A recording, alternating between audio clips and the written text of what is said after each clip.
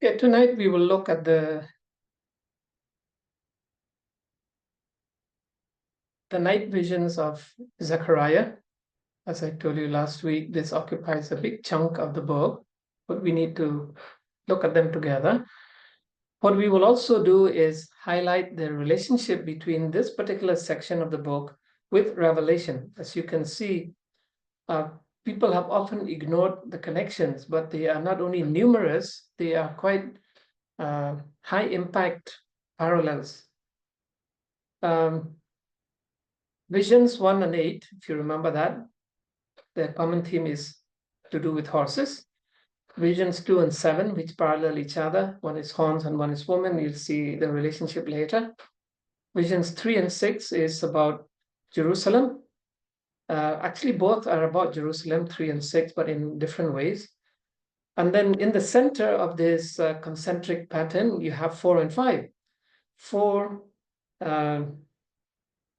dealing with the high priest of God, and 5 dealing with the political ruler, the governor, or the virtual king in that pattern.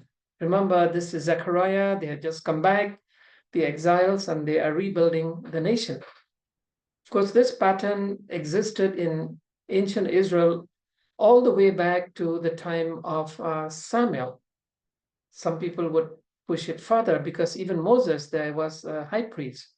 Samuel is actually the only one who was both political ruler, judge, as well as high priest for a period of time. And after that, it's always a division.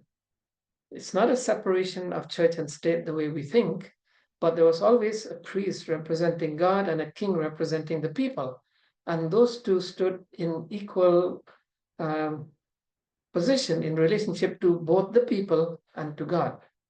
So it's important, and it also shows why these visions, 4 and 5, visions 4 and 5 are crucial to the book and to the understanding of the New Testament, particularly Revelation. Okay, so let's begin. Now, in visions 1 and 8, we see horsemen, horses, chariots, and so on, though the two visions are not entirely the same. For instance, in chapter 1, we don't see horsemen so much as horses. In fact, the vision seems to be speaking about one particular rider.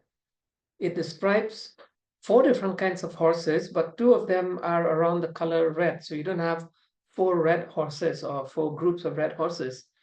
In vision 8, you do have the 4 different colors visions, but the difference between vision 1 and vision 8 is that in vision 1, we only see one rider. And even he, it's not so much as riding them as being among them. In vision 8, the horses are pulling chariots, the chariots have riders. And so it's a combination of those two that we can speak of the 4 horsemen, which is a little bit more complex. So in vision 1, we have a man on a red horse who is positioning himself among myrtle trees. This is one of the mysteries of Zechariah. It's uncertain what the imagery here about myrtle trees, since it does not appear anywhere else. Probably have to just take it for what it is.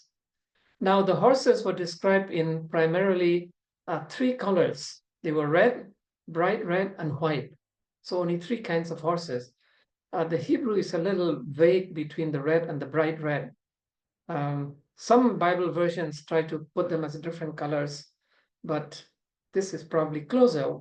I think the first one would be more like what we would say maroon, and the second group would be more what we would say chili red. And then, of course, you have the white. There are no black horses or green horses in this first vision. However, what we are told about these horses, or rather the horseman who is, think of this like a cowboy who is driving a herd of horses, in those old Western films that you may recall about Texas or the Midwest and so on, the prairies. This is a kind of the picture that we see. However, what we are told is that the job of these horses is to patrol the earth. The Hebrew expression literally means to walk about. So it looks more like a kind of security job. When you have guards who are walking all around the compound, or border guards, like the Indian has the border force, which travel all around the border areas to guard the land, something to that effect. Now in Vision 8, we see 4 chariots, but these chariots are not located near trees. They're coming out of 2 mountains, and the mountains are made entirely of bronze. Again, an imagery that you do not find anywhere else. We have chariots in other places, in other prophets, particularly in Revelation, and of course, in all the war chronicles earlier in the Bible.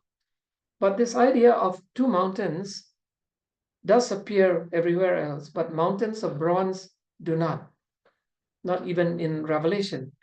There are 2 mountains in Revelation that will be covered later. We meet 2 important mountains in the final days of Moses in the curses and blessings section of Deuteronomy. We meet a couple of mountains in the Torah. We meet some mountains in other prophets. And of course, all the hills that are called mountains relating to the city of Jerusalem. But none of them is said to be bronze, even in the prophetic section. So myrtle trees, bronze mountains, these are the unique contributions of Zechariah imagery that is kind of difficult to completely explain. Now, the horses had 4 colors here, unlike in the Vision 1. There was a red horse, or horses, because they're pulling chariots, so probably 2 horses to a chariot. There were black horses, there were white horses, and the 4th group are spotted, or a better word to describe is speckled. In other words, they may be partly brown and partly white, and so on and so forth. A little more like the zebra effect. We do have horses like that in the world, and you can see them in almost any zoo where you have horses, or any ranch where you have horses, or any film where horses are featured. You often find these speckled horses. Again, the description is the same as for Vision 1. So we know that the 2 visions are talking about the same thing. Their job is to patrol the earth using the same Hebrew verb, walk about. Now you have to understand how Hebrew verbs work. You have one root which can function in 7 different ways. And one of those ways is what we call the intensive reflexive, where an action goes out and then comes right back in you. And so the only way to translate it properly, that is the form here, is this idea of walkabout. Now, in Australia, especially among the Aboriginal people, walkabout is the idea of walking because you have no destination, you have nowhere to go. You don't know where you're going, so you're just walking around. That's not the intention of the Hebrew verb here. Walkabout here means that they're kind of circling around, coming back to the starting point over and over and over. The only other place where we meet 4 horsemen, 4 horses with different colors is in Revelation, in the first 4 seals of Revelation, so Revelation 6. And when you see the artwork at Assumption University in Bangla, it is based on Revelation, not so much Zechariah. When you see, there is even a Hollywood film entitled 4 Horsemen, and it is based on Revelation picture. In Revelation, you can see 3 of the colors that you have in Zechariah, and 1 that is kind of new. So there are the white horses, or the white horse. There is the fiery red. So this is from similar to Vision 1. This is present in both Vision 1 and 8. And then you have the black horses, the black horse, which is in Vision 8. And then one that is called pale green. The Greek word in Revelation is actually the word that describes the color of vomit. Like when a person pukes, that has that funny, weird looking color. That's the color of this horse. Now, some Bibles simply keep it as green. Some have translated as pale green. I think pale green is a little closer. It's hard to translate the idea that's embedded in the Greek word. But there's a big difference between the Revelation horsemen or horses and the Zechariah horses. Because in Revelation, the job of these horsemen is to make war or to judge the earth. So you can see that in Zechariah, they are patrolling the earth like a border security force, whereas in Revelation, they are there to make war, to judge the earth. Now, here's a picture of the 4 horses and 4 horsemen from Revelation. You notice that it's a little bit different from Zechariah's vision. In Revelation, each horseman carries a weapon of war. You can see it in the imagery or the painting that you have here. All right, so we know these are out to wage war. So let's make a brief comparison between what we see in Zechariah and Revelation. Clearly, Revelation is using symbols from Zechariah, but the message seems to be a little different. So Revelation echoes the Zechariah vision of the horsemen, particularly at the symbolic level. That's why 3 of the 4 colors are the same. The number of horses may vary, the number of riders may vary. In Zechariah, you have chariots involved. We don't see chariots in Revelation. Okay, but there's a clear echo. Nobody can read Zechariah and Revelation and not recognize the linkage between the two. Now the colors are similar. Well, 3 of them are similar, but not exact. In Zechariah, you have 2 different types of red. You have speckled horses. In Revelation, there are no speckled horses. You have only 1 type of red. Instead, you have a kind of a palish greenish vomit color kind of horse. Okay. But the function is entirely different. And so here's the thing about studying Revelation, that Revelation borrows heavily the symbolisms, the numbers, the colors from the Old Testament, and in this case from Zechariah, but very often would posit a different concept, a different function to them. So in Zechariah, the horsemen are peacekeepers, kind of like the UN peacekeepers in our world today, you know. Whereas in Revelation, they are a war machine. So a very different concept. When we think about Old Testament and New Testament, especially at the apocalyptic level, you see what Adventists have loved as a way of interpreting scripture called typology. So you have a kind of a type appearing in the Old Testament, and then it's being fulfilled in the New Testament. So one is called a type, one an antitype. We also apply it to apocalyptics, but we get into trouble when we do that with apocalyptics because type and antitype are often very different from each other in terms of concept. They may be the same in terms of format or very similar in terms of format, but totally different in terms of concept, ideas, motifs, and function. And that's the case in this comparison. So Zechariah's horsemen are peacekeepers, Revelation's horsemen are a war machine. Just a second, somebody's trying to come in. All right. The next pairing of vision, which we will not spend too much time with, brings together 4 horns and 4 craftsmen and then a woman in a basket. So let's talk individually.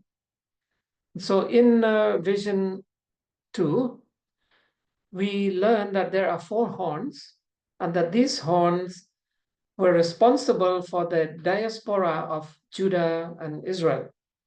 That includes, of course, the city of Jerusalem. In Zechariah, sometimes Jerusalem appears almost like a third entity. And clearly, this is a reference to the exiles performed by first the Assyrians and the kingdom of Israel, and then later Babylon and the kingdom of Judah.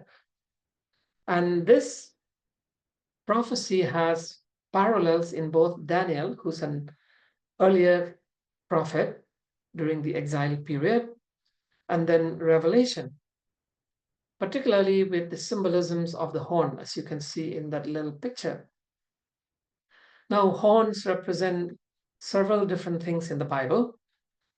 They represent God's authority. They represent human king. They represent opposition to God's authority, and they're used in different ways. Horns resemble or are a symbol of power and authority. And that is why in the sanctuary, almost every piece of furniture other than the water basin and the menorah have horns in them. So the altar of sacrifice had horns, the table of bread had horns, the altar of incense had horns, the Ark of the Covenant had horns. Okay, and so you find horns being associated with the power and the authority of God, but also being associated with the Antichrist, the anti-God powers of both Daniel and Revelation. Here, they represent Assyria and Babylon. And then 4 craftsmen, some of your English Bibles will say blacksmiths, but the Hebrew word is a little broader. 4 craftsmen entered into the vision and they struck down the horns. They cut off the horns. Now we see a similar kind of cutting off in Revelation 13, in Daniel 8 and 9. Okay, and so this is a common theme again. When a king loses his power, when some kind of entity loses its power. In this case, the cutting down of Assyria and Babylon is clearly attributed to Persia. And so these are prophecies not about the future in the apocalyptic sense, but more about the past, because the past then becomes a vision or the present, as in the case of Persia, this is present for Zechariah, because that past or that present history gives us a window into the end of the world or into the future.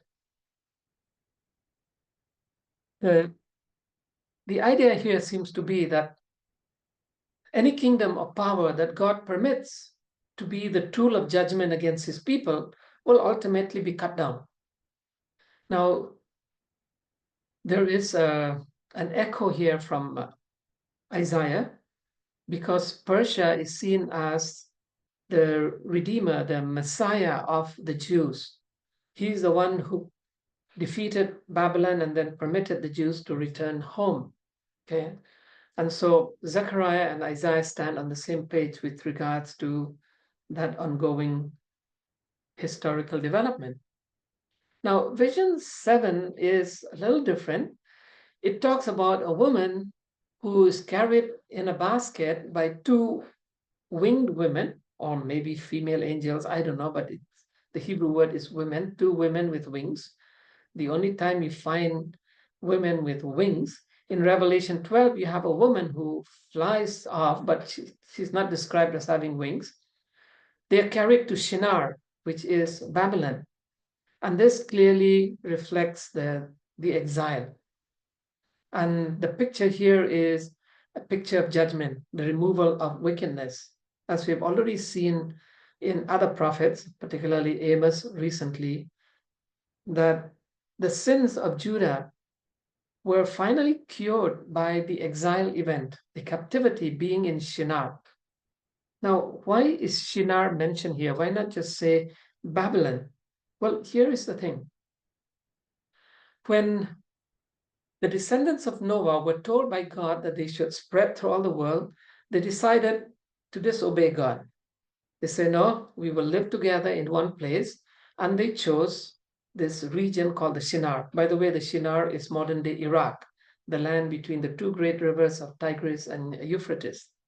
Tigris on the east, Euphrates on the west.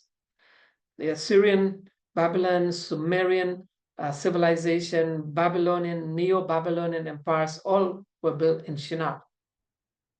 Now, God would scatter those descendants of Noah away from Shinar everywhere. And the people that remain in the Shinar area were the descendants of Shem, became known as the Semitic people. The most About the only existing descendant of Shem in today's world are the Jews. And this is very important to understanding biblical history.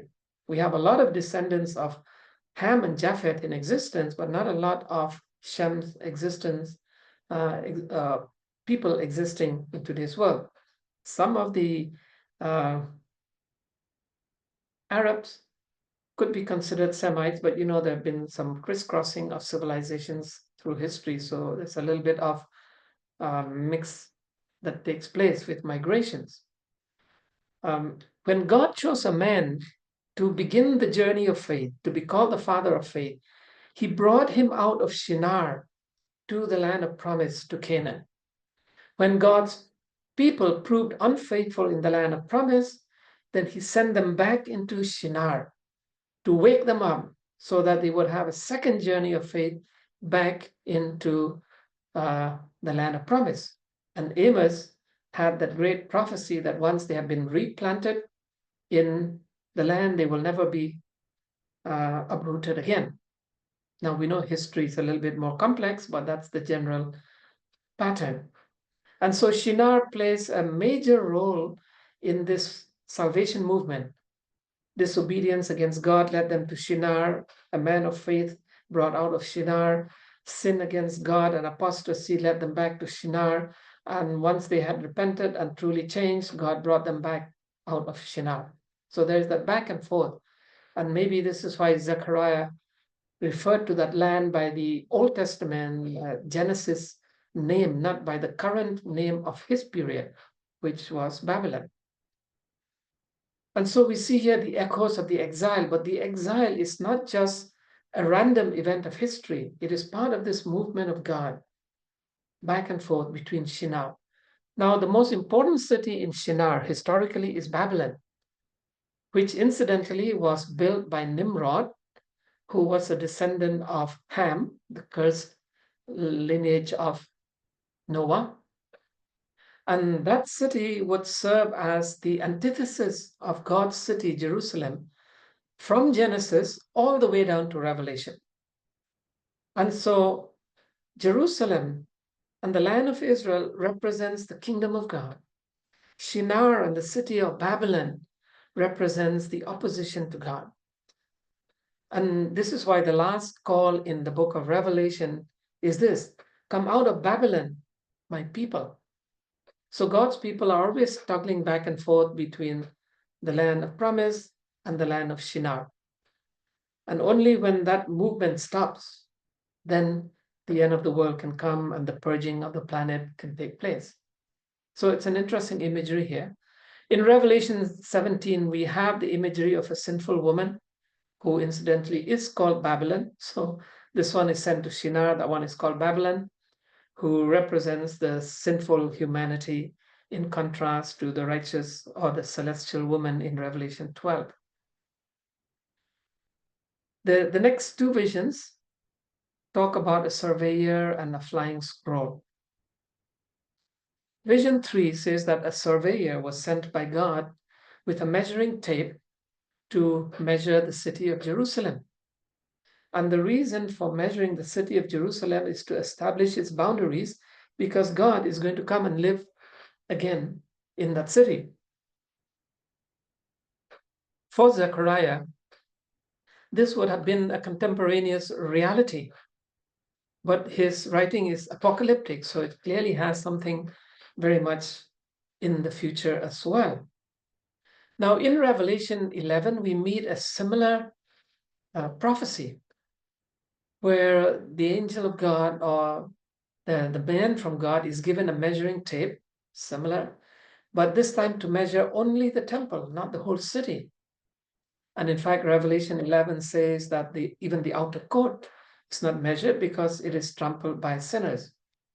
So clearly, the idea of a surveyor measuring in both visions something, whether the entire city or just the temple, is not so much to establish the acreage or how many hectares or how many rai, this place will be, because one is an entire city, one is only a temple, but rather to establish boundaries for the presence of God. You see, when God asked Moses to build a tabernacle, he asked him to build an entire tabernacle, but God's actual presence was restricted almost exclusively to the Holy of Holies. Yes, the rest of it was considered holy. Even the camp of Israel was considered holy, but the restricted space. So the measuring tape is about restricting space because of the presence of God. It's not so much about measuring its size or its spread. Vision 6, the parallel vision, is about a flying double-sided scroll. So both of them have to do with some kind of measuring, but this is a bit more negative. The surveyor is measuring something to establish the limits of the presence of God, the safe limits. Beyond that, humans can have their field day. Vision 6 is about pure judgment, but a scroll, a flying scroll. And this scroll is said to be double-edged. That means it's written on both sides. There are only three prophets that speak about a scroll. One is Ezekiel, who was asked to eat a scroll as part of his vision. And then, of course, in Revelation, where you meet a similar double-sided scroll. Now, both Zechariah and Revelation, the scroll is a symbol of judgment. In both cases, it ushers judgment. Now you can see where the double-sided scroll of Revelation, the imagery, the symbolism comes. It's straight out of Zechariah. Even the meaning or the concept is very similar to Zechariah. And that brings us to the two central visions, visions 4 and 5, about Joshua, the high priest, one hand of the kingdom of God, and Zerubbabel, who was appointed governor, virtually a king. These were in the first group of exiles that returned from Babylon. Zerubbabel was appointed by the Persians. Joshua was chosen because he was from the correct lineage. And the kingdom of Israel always had these two things. This is why the New Testament takes so much pains, particularly in books like Hebrews and Revelation, the Gospel of John, to establish that Jesus serves both dual function. The only other person in history, the only other persons in history that may have served these dual functions, one is Samuel, who clearly was both judge, but he was never seen as a king. Possibly Moses, because Moses had access to the Holy of Holies as well.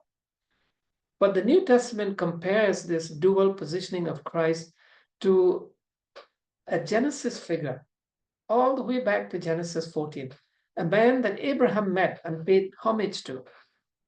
And that man was Melchizedek, who is described as being both high priest and a king of Shalem, the old name of Jerusalem. So the links of Jerusalem to this dual form of leadership stretches all the way back to Genesis and all the way to Revelation as well. So let's talk about Joshua first. His or the vision of Joshua occupies the entire chapter 3. What's important is to recognize the literary format of Zechariah 3. In Hebrew studies or Hebraic studies, this is called a reeve. A reeve is a format of writing where you have a courtroom setting. You have a reeve here, you have some reeves in Isaiah. The entire book of Malachi is a reeve.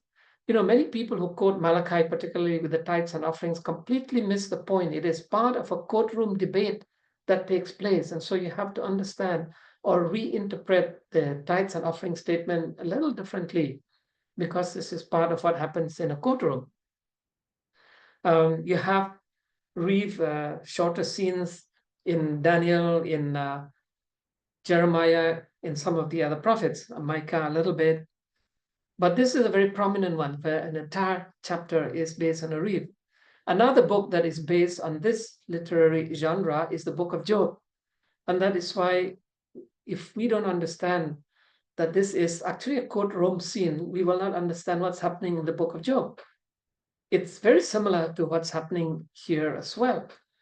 So in this reeve, you have to have a magistrate, or if you're using American English, a judge. But you also need to have a defense lawyer, a defense barrister. Now, here's the interesting thing. In the Old Testament, you go all the way back to the period of the judges, that the judge and the defense barrister were usually the same thing. The main job of a judge in Bible times is not so much to render judgment as to defend the defendant. Now, in our modern world, a judge or a magistrate has a different function. Then you have two different lawyers, one for the defense, one for the prosecution. That was not the case in Bible times. And so we need to understand this, that the one who is magistrate as well as the defense lawyer or barrister is Yahweh himself, according to verse 2. And of course, we have a prosecutor, the exact same picture as in Job chapters 1 and 2. And in both books, Job 1 and 2 and Zechariah 3, the prosecutor is simply called Satan. Now, Satan in Hebrew literally means accuser or adversary. And I think to apply or be consistent with the legal language, we should translate Satan here not as a proper name, because it wasn't, but as simply the prosecutor. This is the different countries have different systems, but it's the same almost everywhere.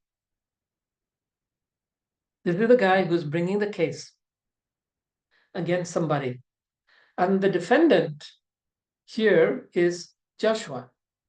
In Hebrew courts, you don't always have plaintiffs, but in this case, you don't. Also, in the Job story, you don't. Joshua, the high priest. Now, think about this. The first thing that Satan did once Jesus had revealed himself was to attack him. The temptations of Jesus are similarly set in a kind of a partial reeve. And it opens your eyes very differently. I remember preaching a sermon about this reeve thing in one of these stories, and I had a lawyer. I didn't know this. I had a lawyer. I was talking of something from Romans, and he actually pointed out to me that the word justification is no longer a legal terminology. And so when Paul speaks about being justified by faith, this lawyer suggested that there is a better legal term if you are applying this genre to the writings, and that is the word acquittal. Because there is no denial of the condition of Joshua, there's only acquittal. And that's what we will see here. Now, in ancient Israel, if the high priest committed a sin, it was considered equivalent to the entire nation of Israel committing a sin. So you can see why he is attacking Joshua. Here's this brand new little nation just come back from exile, and Satan attacks him. Now, whether this vision is pure vision or something did actually happen, similar to the Job story, I am more inclined towards the latter. But imagine what is happening. Satan is there, and the text very clearly says that Satan was standing next to Joshua to accuse him. Now, we do not have the words of Satan here like we do in the book of Job, but the description of Joshua gives us a little clue. And it tells us that Joshua was not wearing his fine, beautiful, awesome high priest regalia. In fact, his clothes were poor man's clothes. They were poverty clothes. They were filthy clothes. The Hebrew language here actually suggests that his clothes were covered with human excrement. This is the worst of the worst dirt. This is not how the high priest is supposed to look. The high priest is supposed to look like this. But in this courtroom, he is awful. And so I suspect that what Satan is saying, what the Satan is saying to the judge is, look at him. How can he be the high priest? Look how awful he is. Look at how he's dressed. By the way, If any high priest in ancient Israel were to go into the tabernacle, even just through the courtyard, dressed like this, he would be killed instantly by the holiness of God. Never mind the fact that he can never even come close to the Holy of Holies. These clothes resemble all the glory and the awesomeness of the kingdom of God, embodied into one human being, the high priest. Everything about him. Nobody else could wear clothes like this throughout the nation of Israel. And here is poor Joshua, looking worse than a tramp in this courtroom. Now, here's the thing. Under normal circumstances, Joshua should be dead. He is in the presence of God. And Satan has a point. He's saying, look at him. He's supposed to be the best of the best, right? He's the creme de la creme of humanity and of the people of God's kingdom. But look at him. This is what he really is like. And maybe this is why Paul says that none of us can claim to be able to do anything for salvation. For everyone has sinned and come short of the glory of God. For all of us, not even one who can claim any kind of holiness. So in God's presence, everyone stands ugly and filthy and poor and sinful. That's what's happening in this courtroom scene. Incidentally, from a historical point of view, we know that Joshua was as perfect a high priest as the people of Judah had. He was an absolutely model high priest.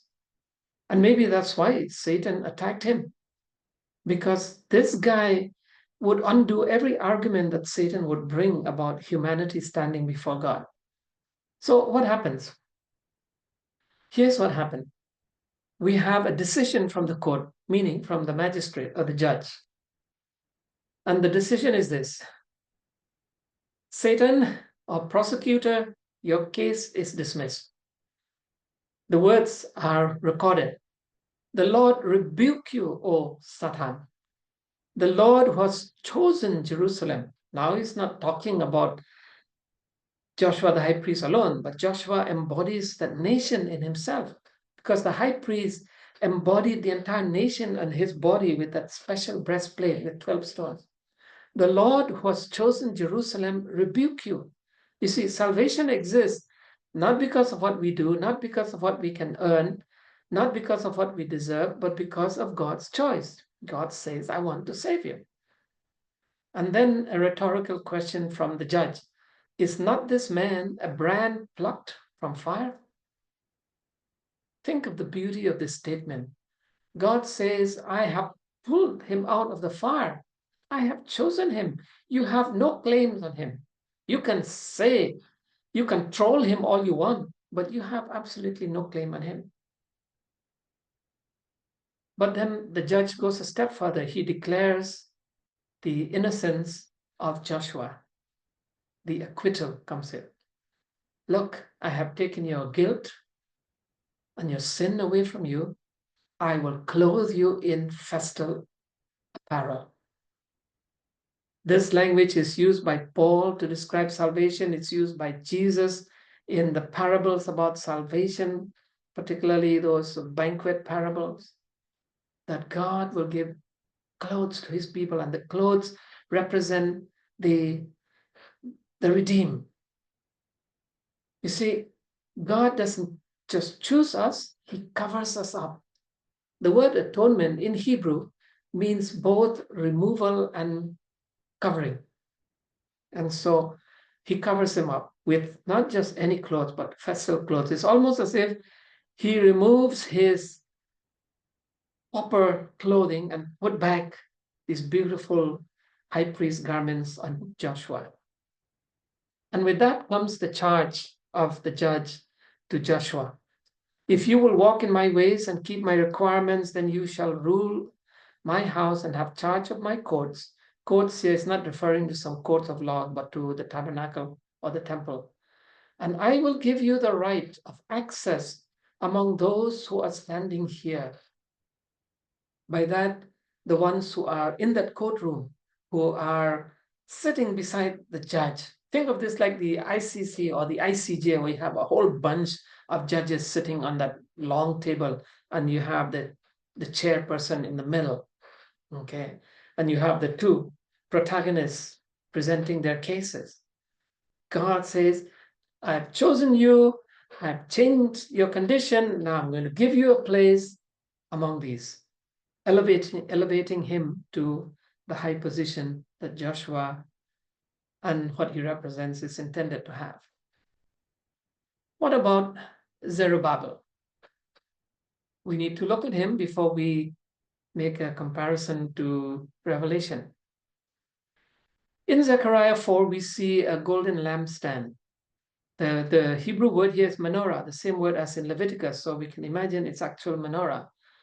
It had 7 lamps or eyes, and you read about these 7 lamps and 7 eyes again in Revelation, but they are described as the eyes of Yahweh.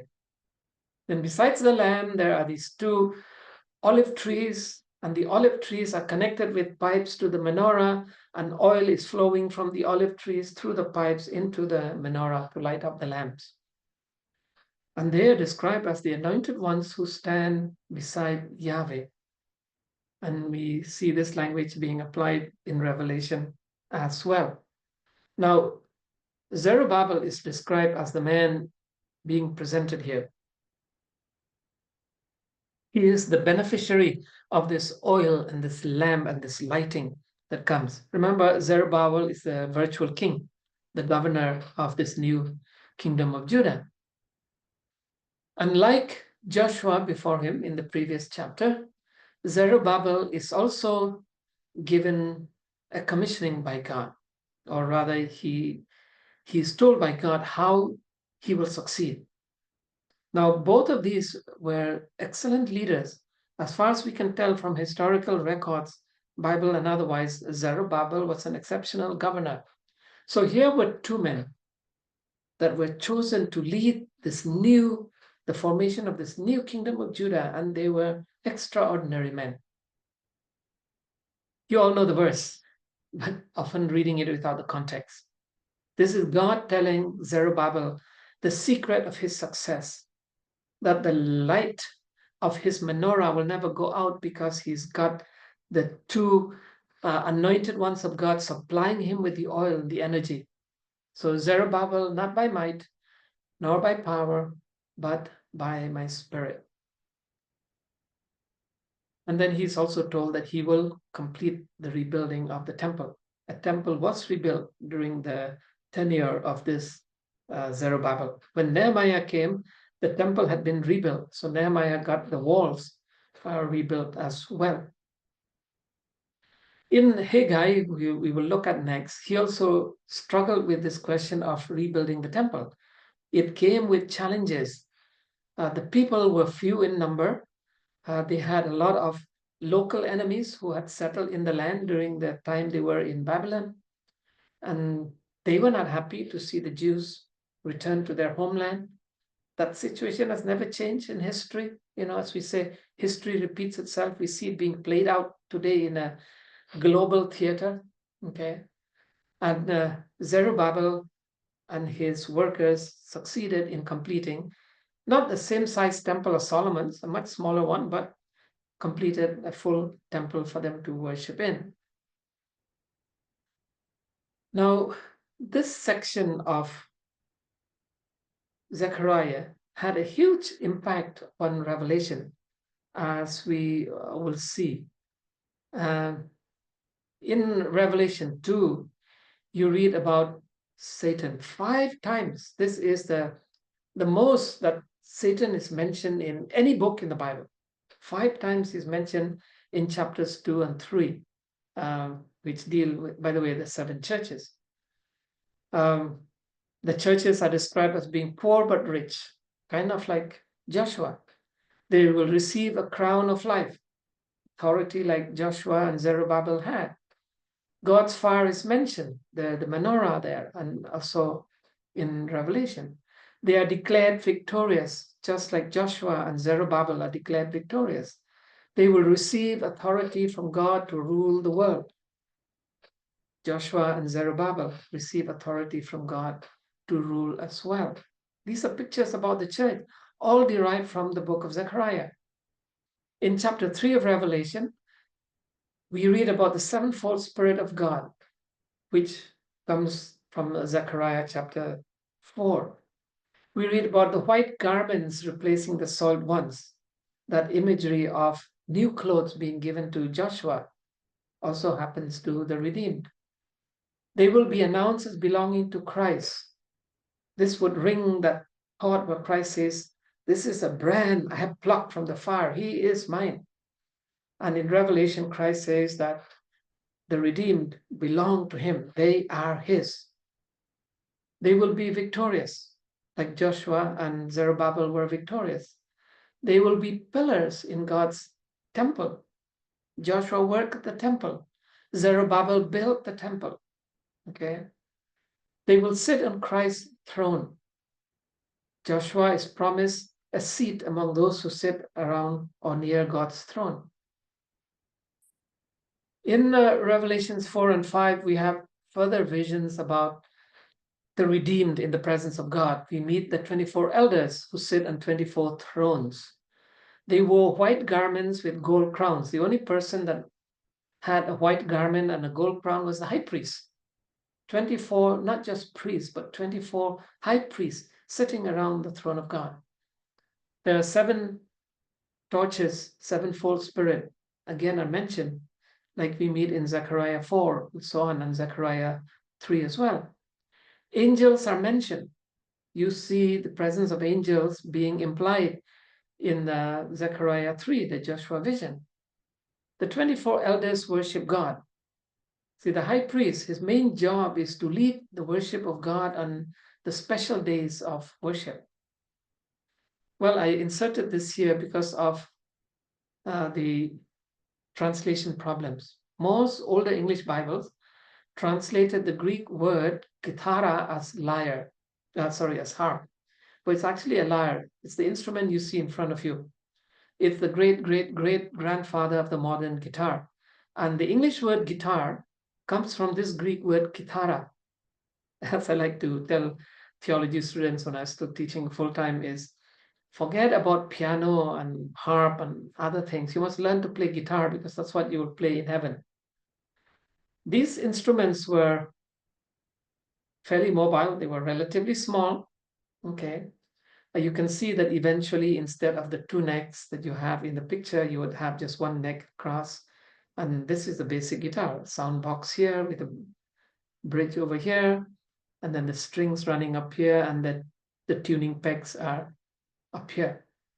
So the guitar, the ukulele, and various forms of lyres all through history, all have come from this Greek word. Look up any European language, you'll see some version of kithara as well. Now, Joshua, the high priest, probably did not play instruments, but we know that priests, one of the duties of priests is to play instruments as well as Levites in certain worship settings. In Revelation 11, we meet the 2 witnesses. Remember Zechariah 4, the 2 olive trees are the 2 anointed of God. They are dressed in beggars' clothes, like Joshua in Zechariah 3. They are the prophets. They are 2 olive trees. So 2 olive trees, the only time the 2 olive tree imagery appear in the Bible, Zechariah 4 and Revelation 11. And 2 lampstands. Again, kind of amalgamating the symbols from both Zechariah 3 and 4. Unlike Joshua and Zerubbabel, it is said that they have incredible power. So let's briefly put those 2 together. Zechariah's night visions have significant impact on Revelation. And after seeing this impact in my own studies and recognizing that Revelation does not create any new imagery, it just adapts imagery symbols that already existed in the prophets. And one of the main suppliers of symbols to Revelation is Zechariah. So next time you're thinking of studying the book of Revelation, please study him alongside Zechariah, Ezekiel, and Isaiah, the three most important contributors to Revelation. The symbols are borrowed, not just borrowed, they are, in today's world, we would call it plagiarism. They were heavily borrowed by John. But in the world of biblical books, the writers often borrowed from writers who had gone before them. This is why Matthew, Mark, and Luke sound the same. We don't, to the point that scholars still debate until today as to which one could have been written first. And the theory is that there was some raw gospel, they call it Q, from which Matthew, Mark, and Luke borrowed materials and then added some of their own memories and their own learnings to it. The concepts also carry over from Zechariah to Revelation. So the four horsemen working for God, though in a different way, the two anointed ones, the two trees, the high priest, the appearance of Satan to cause trouble in all of this, the judgment scenes involving a woman, a surveyor, all of those carry over to Revelation. There's hardly anything from the night visions that doesn't carry over into Revelation. That's how significant the effect is. And so to fully comprehend Revelation, we must trace its prophecies back to source. In this case, Zechariah. So much of Revelation comes straight out of Zechariah that it's important to recognize that in order to see the similarities, but maybe also the divergences between the two books. And this is where we end up, that there is a sharing of symbols between the two books. But the sharing is not always exact, not always identical, as in the case of the four horsemen. However, the concepts are a little bit more precise. The flying scrolls in both books is about judgment. The elevation of Joshua and Zerubbabel are applied to the elevation of the redeemed in Revelation. So you've got a more precise linkage between the two books. And so Zechariah is very important for Adventists to know. We've spent a lot of time with Revelation, but I dare say that very few, even those people who constantly hold Daniel and Revelation seminars, have actually ever learned or made the effort to see the connection between other books, particularly in this case, Zechariah with Revelation. The messages to the seven churches, the language, the imagery, the symbolism, the ideas, most of them come from the night visions of Zechariah. This is quite amazing. We have studied the seven churches in Revelation in isolation, as if they're not connected, and these are brand new things appearing in Revelation. No. The thoughts, the symbols, the ideas, the motifs, and even phraseology, all were found in Zechariah. Those concepts first appeared, and the proliferation of Satan in the midst of messages to the church is one of the most amazing things about the Bible. That while Christ is addressing the seven churches, the person who's making the most trouble within those seven churches is Satan himself. 5 times, no other book, no other single or dual chapters anywhere in the Bible mentions the devil 5 times. In the entire Old Testament, I think you have only 5 times where Satan is mentioned. And so the courtroom of Zechariah 3 is so important to understanding the 7 churches, because the 7 churches are also presented in a courtroom scene. There's a judge, there's a prosecution, there is a conviction or a sentence that is passed, and all of these come from the other side. When Martin Luther proposed the idea of sola scriptura, I'm convinced he understood that scripture are connected to each other, but he never actually saw the actual depth of that connection. Just how much New Testament books are dependent on Old Testament writings. but I dare say that he definitely did not see the connection between the apocalyptic materials.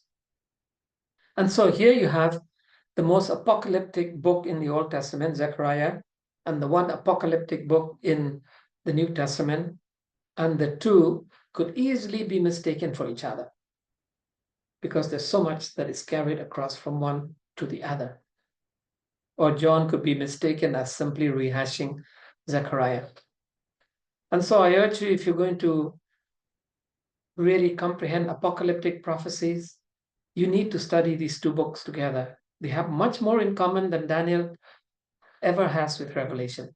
There are a few links between Daniel and Revelation, but not as much. And we've only covered the first 6 chapters of Zechariah. But these 6 chapters, these visions, are the most crucial in imagery that's being carried across to the book of Revelation. And so that's where we're at. We will look at Zechariah, the rest of Zechariah, in chunks, because we have to deal with the prophecies in the grouping. So we have 7 and 8, and then we have 9 to 11, and then we have 12 to 14. So we have 3 more sessions of Zechariah that will, and you will see more linkage to Revelation and so on.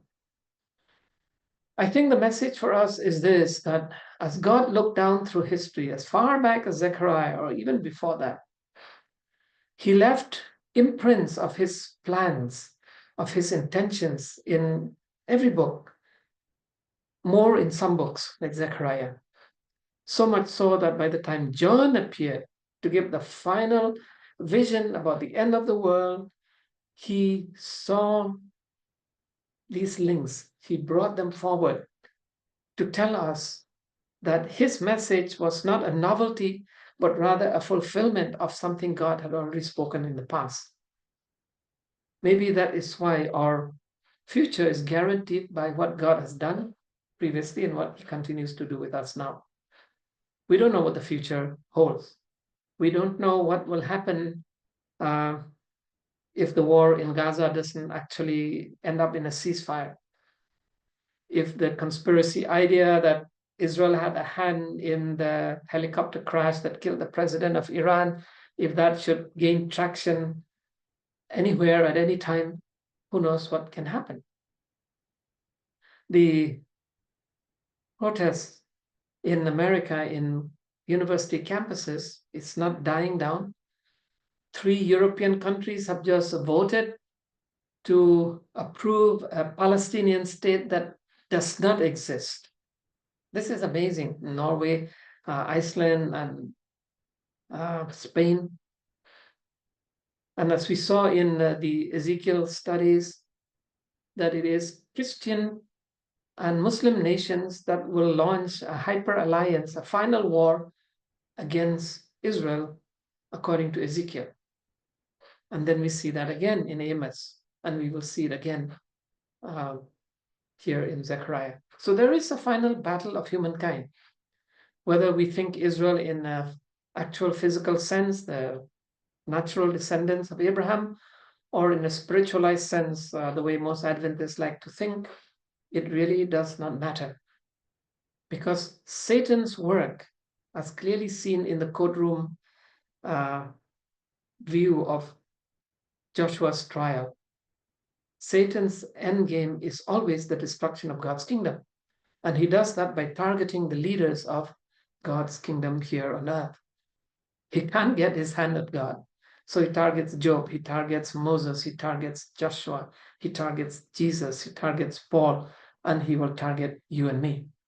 That's the power of apocalyptics in Zechariah and in Revelation. All right, let me stop the recording here.